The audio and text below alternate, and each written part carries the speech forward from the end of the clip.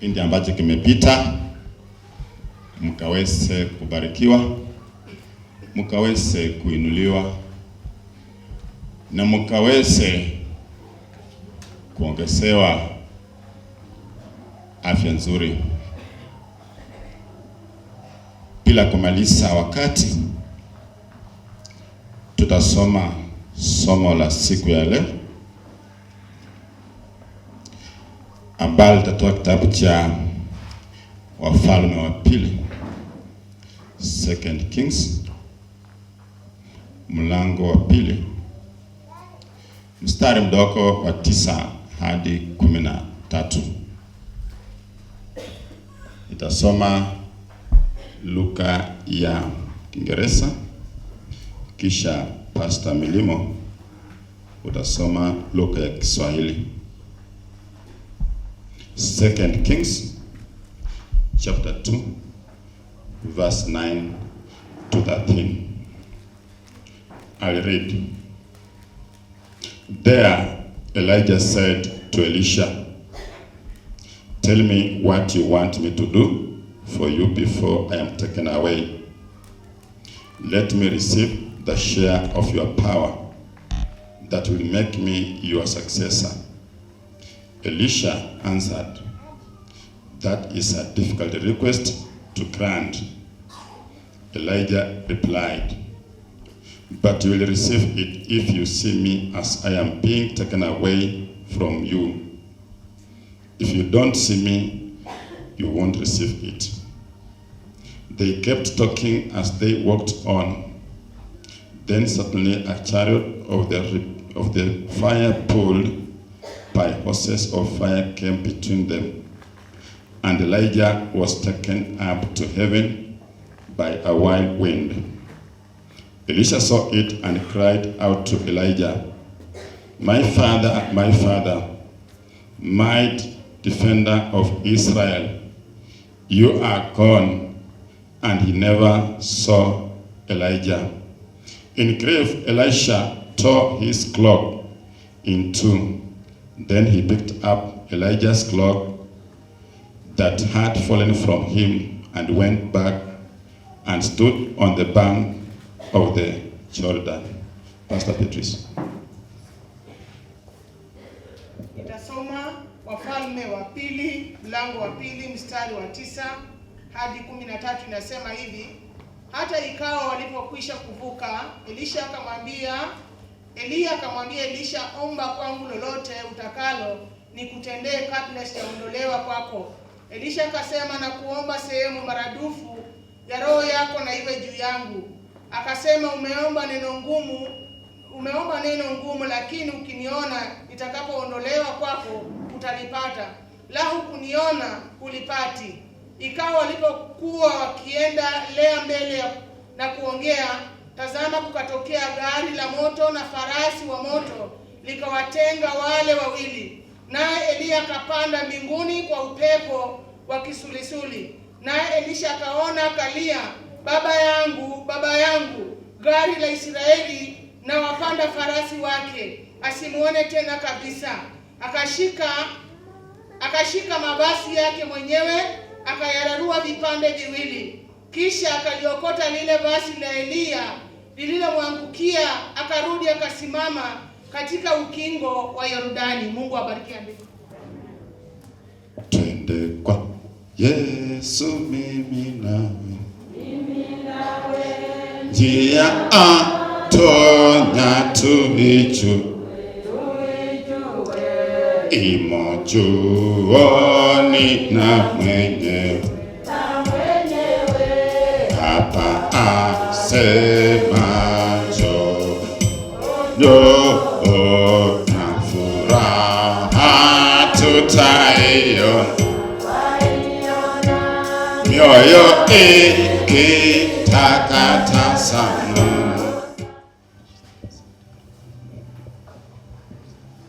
Praise God. Bwana Yesu asifiwe. Amen.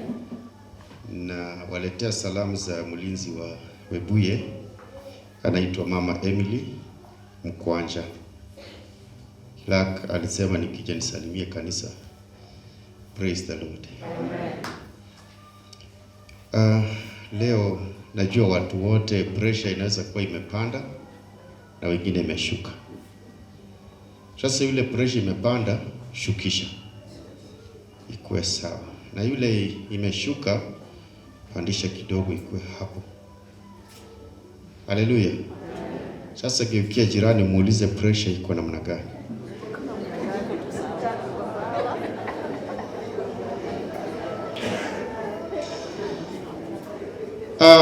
Nilipoambiwa nakuja na Munyiri, nilisikia nimefurahi sana, na nikaomba Mungu anipatie ujumbe wa siku hiyo, na Mungu akanipatia ujumbe yapata wiki 2-3 zilizopita. Ujumbe huo nimeshare katika kanisa la Webuye, lakini siku nilishare mara ya kwanza sikuwa na nafasi ya kurekod, lakini leo nina nafasi ya kurekod. Yule ana record ni kijana wa Webuye, ako na studio inaitwa Set of Studio along Webuye Bungoma Road, hapo karibu kwa Easy Coach. Ni mpiga picha na pia ni event organizer, na pia anafanya marketing na vitu zingine kupitia IT. Sasa ameanza studio na nikamuomba leo arekodi pastor wake, na ujumbe huu mtaupata kwa website ya Webuye. Takapokuwa naelekea kumaliza mahubiri, nitawapatia website ya Webuye. So in 2 weeks time, kama mahubiri haya yatakuwa yamekufurahisha, utayapata kwa website, utayasikia. Na hata kama yatakuwa hayajakufurahisha pia, utapata kwa website ya kukasirisha zaidi. Praise God. Because kwa hiyo website kuna so many things ambazo kanisa linafanya, na tumeiweka wazi. Tunataka Quakers wa emulate mambo ya mtandao. Tulianza wakati corona ilianza, na tumekuwa tukiitumia kuhubiria watu wakiwa nyumbani. Kwa hivyo nitapeana website yetu baada ya mahubiri, then watu wataenda pale. Unaweza kusubscribe kwa YouTube, utakuwa ukitupata live kwa yale mambo tumefanya. Na pia tukiwa na wale walimu wazuri hapa, tunawakaribisha pia. You contribute, you can preach, na tukastream mahubiri yako kwa hii website. Tulitamani sana itumike kwa yearly meeting, lakini so many people have not embraced the idea of website. Twende kwa neno la Mungu. Kwa wale ambao hawakusikia majina yangu, naitwa John Apia, natoka Webuye monthly meeting. Twende kwa neno la Mungu. Kitabu tumesomewa 2 Kings 2:11-13. Kama unaandika, andika passing on an anointed mantle for effective ministry. Wale wanaandika.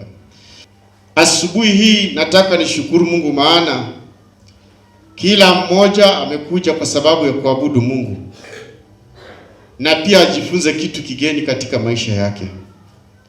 Kwa hivyo kila Mkristo ambaye anafanya kazi ya huduma ya Mungu chini ya mtu ambaye ana upako, lazima aelewe muunganisho wa hatima ulio katikati yake na yule mtu ambaye yuko juu yake,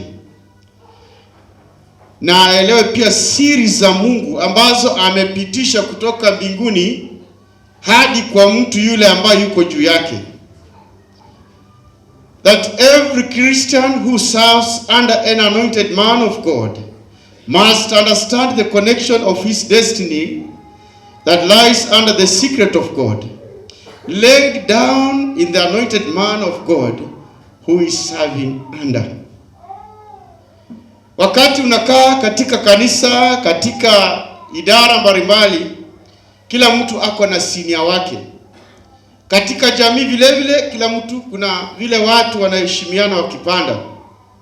Kwa hivyo lazima mtu ukitaka kufanikiwa na upate ile anointed mantle, lazima uwe unaelewa siri ya Mungu ambayo iko ndani ya yule mtu ambaye ni kiongozi wako. Lazima uelewe siri ya Mungu ambayo ameweka ndani ya mlinzi wa halamisi, na wewe ni naibu mlinzi wa halamisi. Lazima uelewe siri ambayo Mungu ameweka ndani ya presiding clerk wa monthly meeting, na wewe ni deputy ama vice presiding clerk. Lazima uelewe siri ya upako wa Mungu ambao uko ndani ya mchungaji wa kijiji, na wewe ni muinjilisti wa Alhamisi ama wa Kwekamen katika kijiji. Hiyo ni lazima uelewe siri ya upako. Bwana asifiwe sana. Na maana ya mantle ni nini? Mantle ama vazi lile la kikuhani, maana yake, this is an important responsibility that passes from one person to another for the purpose of continuity. During the days of Moses, it was a priestly tunic without a seam, worn by priests and kings for identity as per their office. Therefore, mantle is a symbol of authority, identification of responsibility and duties carried out by various people in the society. Now, mantle is like kumkasa. Now, inakuja vizuri. Hapa nimeandika kwa lugha ya kununua.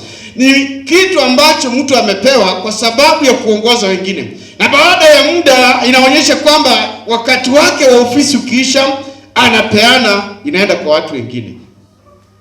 Components, vitu vinavyoonyesha kwamba mtu huyu ako na hiyo mantle. Jambo la kwanza, ako na power. Sema power. Zamani, sahi si kama zamani. Chifu alikuwa akitangaza.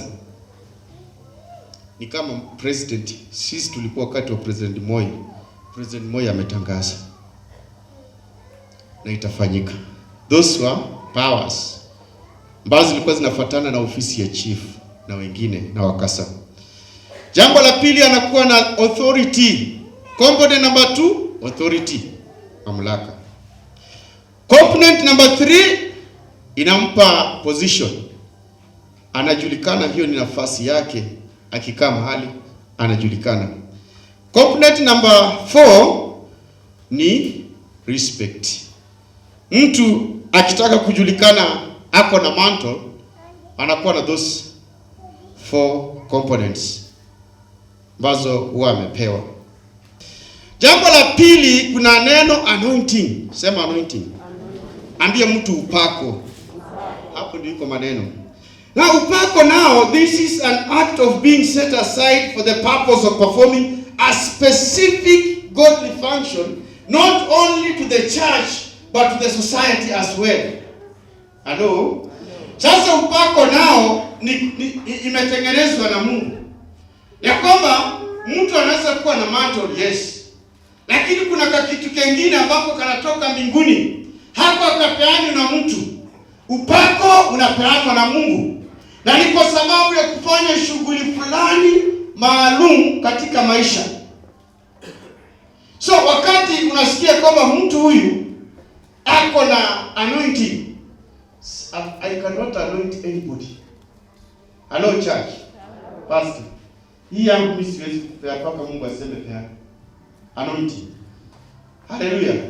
Anointing, hata ujaribu useme mimi na anoint watu, unless God ameingia katika mkono wako na amesema yes, anoint that person. Lakini mantle, we can pass it on. Bwana asifiwe sana. So, tunapoangalia mambo haya, maandiko yako yanatuonyesha wazi kwamba sisi kama kanisa tunapokuwa na upako fulani Mungu amekupatia ili utekeleze majukumu fulani mahali penye upo, kuanzia nyumbani kwako hadi kanisani, katika taifa na katika ulimwengu. Unapopewa upako wa aina fulani ni kwa sababu ya kufanya jambo fulani likaweze kutimilika. So maneno haya mawili yanapoambatanishwa pamoja, sasa yanaongeza maana kwa kila moja. Sometimes tunaweza kuwa na upako kweli, Mungu amekuanoint, lakini huwezi kupenetrate. Hello church. Yani wewe, you are anointed. You are anointed to preach. You are anointed to pray. You are healing the sick. Lakini the mantle of the office of the pastor hauna. Bwana asifiwe. And that is how God works. Kanisa limepata shida na matatizo mengi kwa sababu watu hawajaelewa siri hizi. Wakati mtu anapata anointing, wakati yani wewe ni memba wa 20, uko na ile hekima ya kuongea kwa 20, sasa unapanda juu ya clerk wa kanisa. My friend, let me tell you for free, mantle huwa bado iko na clerk. Hata sahi as we speak, pastor, as we speak right now, the clerk of this church still holds the mantle. Bwana asifiwe sana. And that is why nilipoangalia maandiko nikasema basi mimi sitasoma vitabu vya yearly meeting. Nitasoma hiki chenye Yesu amenipatia. Maana amenifunulia leo ya kwamba shida zinapatikana kwa sababu watu hawajaelewa tofauti iliyoko kati ya mantle na anointing. Na watu wanapopata anointing wanaitumia vibaya, mwisho kanisa linaanguka. Today let Jesus speak to you. Ya kwamba you have the anointing, ask for the wisdom. Hallelujah. Ambia Mungu nipatie wisdom because nasikia hii mafuta inanisumbua. Mimi nami nataka nikuwe mchungaji. But the mantle holder or office of the pastor as he stands today ni Evelyn na Bwera. Hallelujah. Sasa mimi nimetoka Webuye, lakini mimi ndio niko na mantle ya office of the pastor. Niko of course na pastors wenye wako anointed. Yaani wakiingia juu ya jukwaa wakianza kuomba, mimi maneno inaisha nasema hallelujah. Iwe hivyo kwa sababu sasa wameenda. They have the anointing. Bwana asifiwe. But I have the mantle and maybe I have the anointing as well. So kanisa leo vile tuko mahali hapa, labda unajisikia ya kwamba huyu Sunday school hafanyi vizuri, mimi ndio naweza kufanya vizuri. My friend, wacha mchezo, enda ukae kwa Sunday school kwanza. Hallelujah. Kwa sababu yule ndio alikuja akaombewa na akaambiwa tunza kanisa la Sunday Church School. Wewe ni member, uko na huo upako, uko na hiyo wito, lakini hauna hiyo mantle. So, nilikuwa najaribu kuleta nini? Can one possess the mantle without anointing? Mtu anaweza kuwa na hii mantle bila anointing? Najua shida ya friends, uongozi ni moto. Si tunasemanga hii kiti hapa ni moto sana. Wanasemanga hivi. Wangapi wamechomeka kwa longi mkaona zimechomeka? Halo? Si tuache kudanganyananga bwana. Nani tu alikaa hapa na akatoka longi imechomeka mpaka mnaona iko inachomeka mmwagie maji. That is how Satan is working in the church today. We have so many anointed people or people who has the mantle. Wako na qualities ya kubeba mantle ya kanisa. Lakini kwa sababu pastor aliwaambia hapa kuna moto, sasa wanasema kama ni moto, acha tu. Naambia wachungaji wenye mnakuja, hakuna moto katika uchungaji mpaka wewe mwenyewe utafute moto. Haleluya. Hakuna moto. Wewe kama utakuja kwa uchungaji, unang'ang'ana na mlinzi, unang'ang'ana na pastor yule, unang'ang'ana na treasurer, unaenda kung'ang'ana na quota, unang'ang'ana na hii meeting, wewe ndio umejifanyia moto. Mimi kazi yangu ni kuhubiri, kufundisha watu class. Wakinipa yako pesa niangukie kwa moto, sinachukua. Pastor hii enda angukia kwa nyumba, nachukua. God bless you, lakini sitaanguka. Taenda kwa nyumba tanunua sukuma watoto wakule. Bwana asifiwe sana. That is final. Ile nyingine hawajanipea, Mungu atanipea. Sasa kwa nini ningangane na Alhamisi kwa vile hawakuja kuniangusha kwa nyumba? Si Alhamisi wanajua kazi yao. Sasa kwa nini niende kwa Alhamisi mjue kama pastor sikai vizuri? Angalia ile makanisa mengine, mimi don't care. Hata kwa Webuye, hata huyo wanajua na waambianga. Moto ni wewe mwenyewe unaanzishanga hapa. Tuache sasa hapo tutoke. Bwana asifiwe sana. Elisha alingojea until God's appointed time. Na akakuja katika huduma.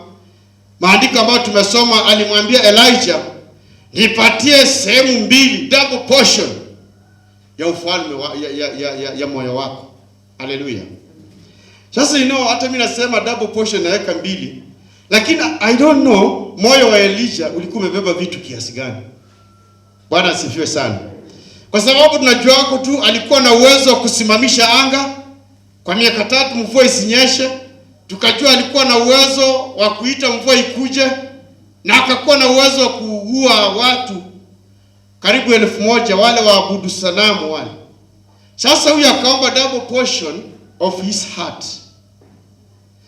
As you wait upon the Lord's appointed time, wakati unaongojea wakati mzuri ambao Mungu amechagua kama kiongozi, unajihisi ya kwamba unaweza kusaidia. Maandiko sasa hapa inatuonyesha kuwa na obedience. Bwana asifiwe sana. Maana alipoomba Elijah alimwambia kitu umeomba ni ngumu. Ni ngumu sana. Bwana asifiwe sana. So the prophetic mantle was passed on to Elisha when Elijah ascended to heaven. Because of patience, Elisha was given the mantle in double portion. Until when the person holding the mantle exits from the ministry, there is no way 2 people can hold the mantle at the same time. Pigia Yesu makofi hapo. Paka mtu atoke aende. Paka mtu aseme sasa naona mimi ni mzee. Mambo haya nimefanya yapata miaka 50 iliyopita. Nilianza kama mimi ni kijana. Na sasa nimekuwa mzee, nataka kutoka. I am exiting to give way so that huyu mwingine achukulie pale. Anointing imekuwa shifted. Najua kuna walinzi wako tuna anointing. Mimi nimeona 2 watatu. Wakati anaingia juu ya madhabahu mimi sina shida. Hata unaweza kuja kwa church huko napata nimekaa huko sina shida, because I know there is fire on that mountain. Because I know there is somebody there sitting on that particular mountain. Whatever she or he is speaking, it is taking charge and control of everything. Hadi mtu anapo exit katika ile position, ndio mwingine anapata time ya kuhold ile mantle na anointing sasa itafanya kazi. Anointing is a spiritual aspect which God puts into an individual to perform God's purposes. Upako ni kitu cha kiroho ambacho Mungu anaweka katika maisha ya mtu ili afanye shughuli za Mungu specifically. Utakaposoma 1 Kings 19 verse 17, unapata ya kwamba Elijah alikuwa na anointing ya kuua watu wenye wanaabudu sanamu, kuangamiza watu wanaoabudu sanamu na wanaofunga anga. Sasa hapo tunaingia kiroho. Sasa hapo si mambo ya kusema tumefanya